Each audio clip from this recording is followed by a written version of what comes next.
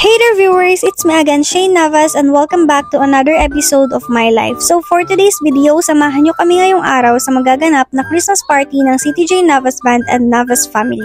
Isasabay na rin pala namin ang advanced birthday celebration ng aking bunsong kapatid na si TJ at late birthday celebration ni Mama at ni Tita Mona. Actually, super biglaan lang talaga itong celebration na ito, pero buti na lang meron kaming isang buong araw para sa preparation ng event. May inihanda din pala kaming onting paraffle at thank you nga po pala kay Kuya Hilario sa Christmas gift niya para sa lahat. Napakarami niyo pong napasaya ngayong gabing ito. God bless you po in return, Kuya.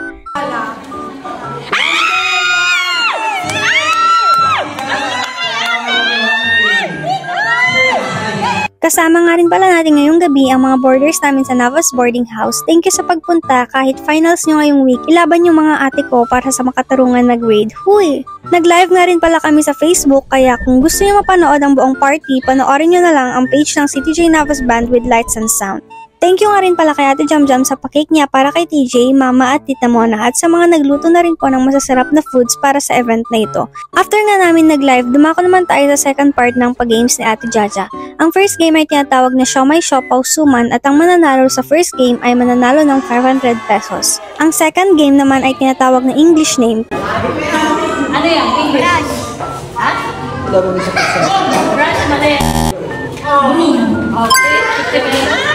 Kinakailangan lang sabihin sa kanyang English name lahat ng nasa pictures na ipapakita sa players. Ang makakasagot ng tama ay makakakuha ng tig 50 pesos. Ang third game naman ay tinatawag na Flower Relay, na kung saan ang mga players ay may tatlong grupo na magtutulong-tulong para mapuno ang baso ng flour within 5 minutes. Ang grupong pinakamarami ang may lalagay sa baso ay mag-uuwi ng 1,000 pesos.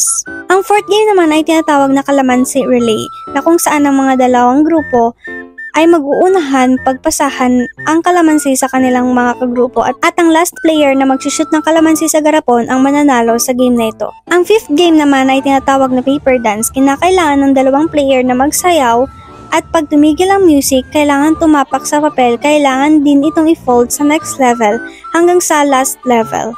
Dito nga sa part na to, nanalo kami ng aking pamangkin na si Archer. Diyos ko, in laban ko met a friend, buti na lang nakisama yung bata, huy. Siyempre, kami ang winner na nanalo ng 1,000 pesos, o diba, may pang Jollibee kaming dalawa, char. Kinabukasan ay December 19, pumunta kami ng SM dahil nabudol ng dalawa kong kapatid si Mama. Pumunta nga kami dito sa store ng Tecno at tumingin ng cellphone na bibilhin ni Kuya at ng aming bunso. Guys, meron pala silang latest dito. Pag binili nyo daw po yan na daw yung wallpaper niya forever. Bawal daw palitan. Char! Itong kapatid ko, kinakausap pa ng masinsinan si Mama eh. Go B, push mo yan.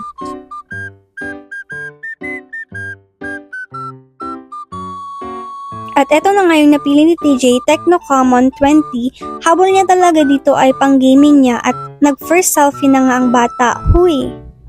Eto naman kay Kuya, Pova 5 Pro, isa ding pang gaming. Etong kay Kuya may backlight. Iilaw ito every time na mag-on yung phone at may notification or calls na matatanggap. Pagkatapos nga namin bumili ng phone ni Kuya and TJ, sinamahan namin itong pinsan ko na may birthday ngayong araw. Sabi niya kahit hindi na daw siya maghanda basta ang hiling niya lang magkaroon ng bagong school supplies. Kaya sinamahan namin siyang mamili ng mga school supplies niya. After nga namin bumili ay umuwi na rin kami. Kinagabihan ay nag-sleepover kami sa bahay ng pinsan ko para na rin makapag-banding kami and for the laro ng Uno Yarn.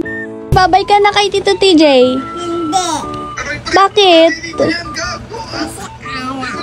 Kasi ayaw mo. Ano garod? Maiwan dito si Tito TJ?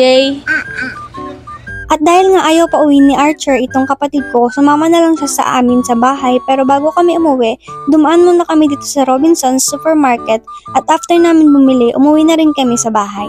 Dahil nga na-addict na kami sa Uno, itinuloy namin maglaro dito sa bahay. Kakalaro namin ng Uno, 2 AM na kami nakatulog kagabi. Grabe na ang mga person. So guys, dito ko na tinatapos itong mini vlog na ito. See you again on my next one. Bye!